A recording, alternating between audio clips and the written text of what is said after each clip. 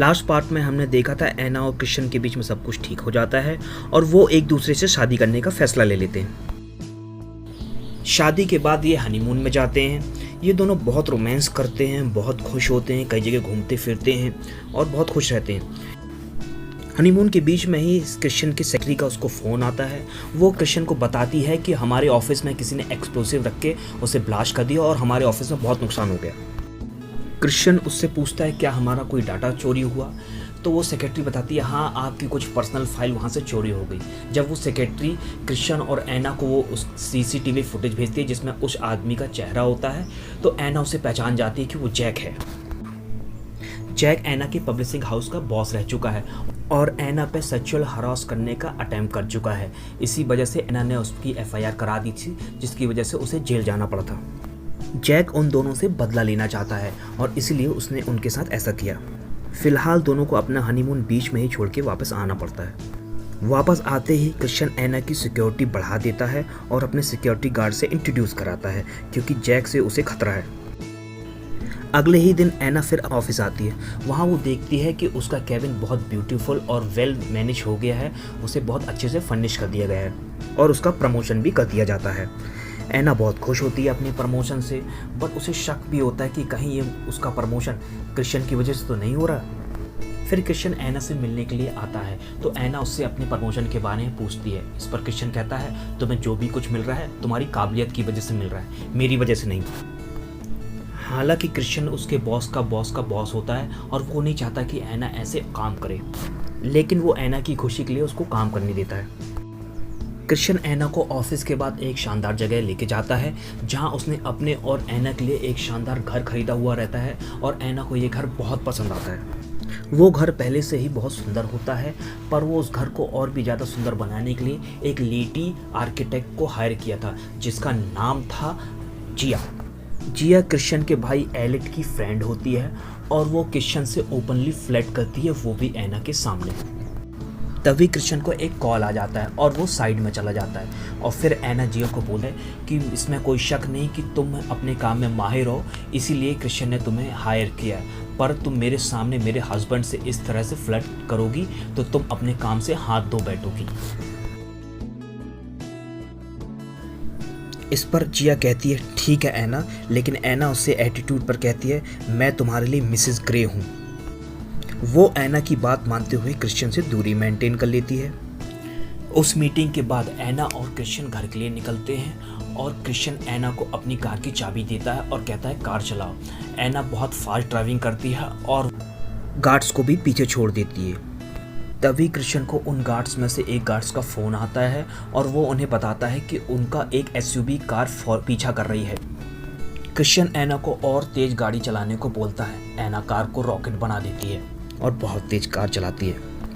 बाद में वो सब जब अपने घर पे आते हैं तो उनके गार्ड्स एक सीसीटीवी फुटेज दिखाते हैं जिसमें उनकी एक्सपेक्टेशन के अपोजिट उसमें एक लेडी होती है। वो सब सोच रहे थे कि कार में जैक था, लेकिन उसमें एक लेडी होती है जिसका चेहरा ठीक से नहीं दिख रहा होता।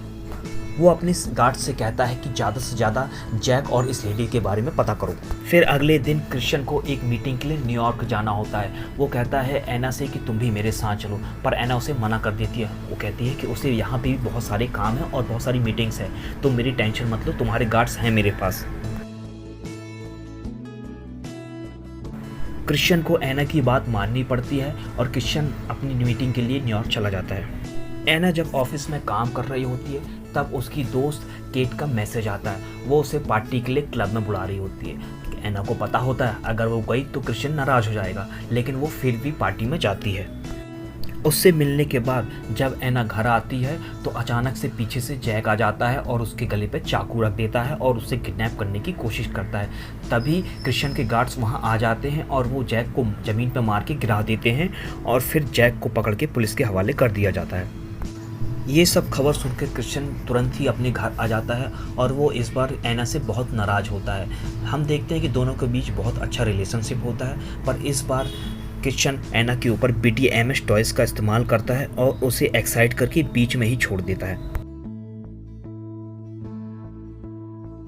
क्रिश्चियन एना से कहता है कि ऐसा ही फील होता है जब तुम मेरी बात नहीं मानती। एना को बहुत दर्द हो रहा होता है और वो रो रही होती है। कृष्ण उससे बोलता है, जब तुमने प्रॉमिस किया था तुम सीधे घर आओगी तो तुम बाहर क्यों गई। ऐना कृष्ण से कहती है, मैंने तुम्हारी बात नहीं मानी और उसके लिए तुमने मुझे पनिशमेंट दी थी, अब खुश हो तुम। फिर ऐना बोलती है कि तुमने मुझे ये क्यों नहीं बताया कि जैक सिर्फ मेरे पीछे ही नहीं तुम्हारी फैमिली के पीछे भी पड़ा हुआ है। तो कृष्ण उससे कहता है कि मैं नहीं चाहता था तुम अननेसेसरी परेशान हो, कुछ तो वजह है कि वो ये सब कर रहा है। तो पता है मैं कितना डर गया था, मुझे लगा जैक की वजह से तुम मुझसे दूर हो जाओगी। ऐना उसके पास आके कहती है, मैं सेफ हूँ और तुम्हारे पास, और जैक जेल में है। दोनों एक दूसरे से सॉरी बोलते हैं। इन सब टेंशन से दूर होने के लिए कृष्ण उसे एक ट्रिप पे ले जाता है जहाँ पे कृष्ण की फैमिली और ऐना के फ्रेंड्स भी आए हुए रहते हैं। वो लोग वहाँ बहुत इंजॉय करते हैं। कृष्ण का भाई एलेट केट को, जो कि ऐना की फ्रेंड होती है, शादी के लिए उसे प्रपोज करता है, जिससे उन सब की खुशियाँ डबल हो जाती हैं। कृष्ण और ऐना के बीच में भी सब कुछ ठीक हो जाता है और वो पहले की तरह एक दूसरे को प्यार करने लगते हैं। उन दोनों के बीच में बच्चों को लेकर डिस्कशन होता है, जिस पर कृष्ण कहता है, मैं अभी बच्चा नहीं चाहता, मैं नहीं चाहता तुम्हारा प्यार किसी के लिए बटे, मैं चाहता हूँ सिर्फ तुम मुझसे प्यार करो। फिर वो ट्रिप से वापस आ जाते हैं। एक कोर्ट हेयरिंग में जैक को $5 लाख के बदले बेल मिल जाती है। ऐना को थोड़ी टेंशन हो जाती है और तभी ऐना को पता चलता है कि वो 7 महीने के बच्चे से प्रेग्नेंट है, जिसका अब अबॉर्शन भी नहीं किया जा सकता। रात को डिनर के वक्त ऐना कृष्ण को अपनी प्रेगनेंसी के बारे में बताती है।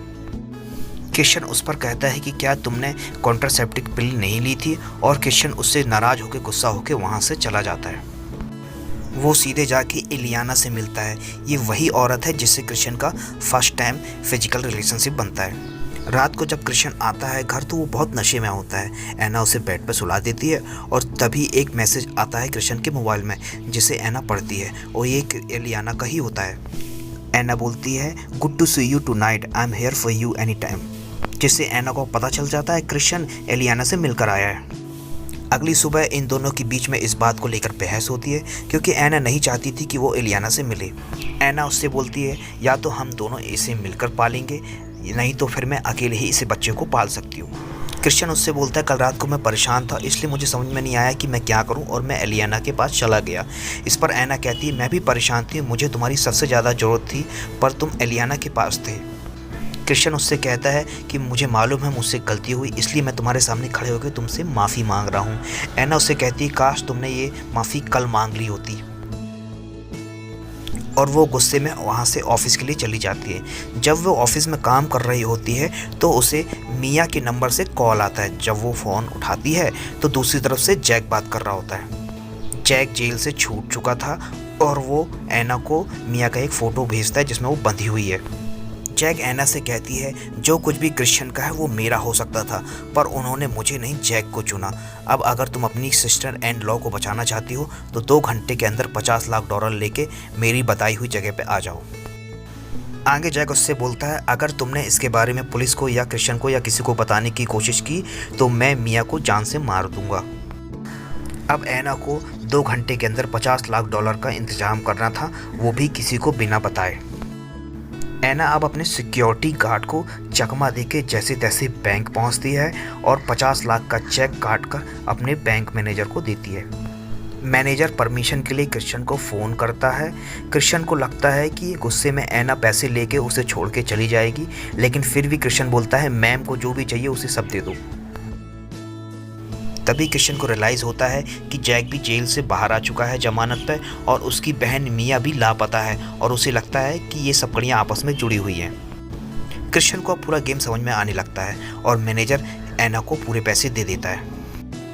ऐना फिर फ़ोन करके जैक को कहती है कि मैंने पैसे ले लिए पर मैं इतनी जल्दी वहाँ नहीं पहुँच पाऊँगी। जैक उसे बोलता है, डोंट वरी, बैंक के पीछे वाले रास्ते में एक ब्लू SUV खड़ी है, वहाँ तुम आ जाओ, और हाँ, सबसे पहले तुम अपना फ़ोन ड्राइवर को दे देना।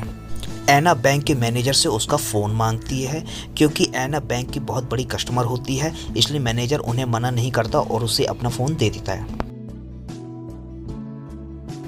वहाँ जाते ही ऐना उसे अपना फ़ोन दे देती है और वो ड्राइवर उस फ़ोन को ऐना का फ़ोन अभी भी ऐना के बैग में था, जिसकी वजह से कृष्ण ऐना के फ़ोन की लोकेशन ट्रैक कर सकता था, जिसके कारण कृष्ण ऐना की कार का पीछा करता है और ऐना जैक के पास पहुंचती है और उसे पैसे देती है और बोलती है, मुझे और मिया को जाने दो। पर जैक को एना से बदला भी लेना था। वो उससे कहता है कि तुम्हारी वजह से मेरी जॉब चली गई और मैं जेल में सड़ता भी रहा। वो एना को पीटना शुरू कर देता है और उसके पेट में एक जोरदार लात मारता है। एना के पास गन थी जिससे वो जैक के पैरों पे गोली मार देती है। तभी क्रिश्चियन और पुलिस वहाँ पे आ जाती है।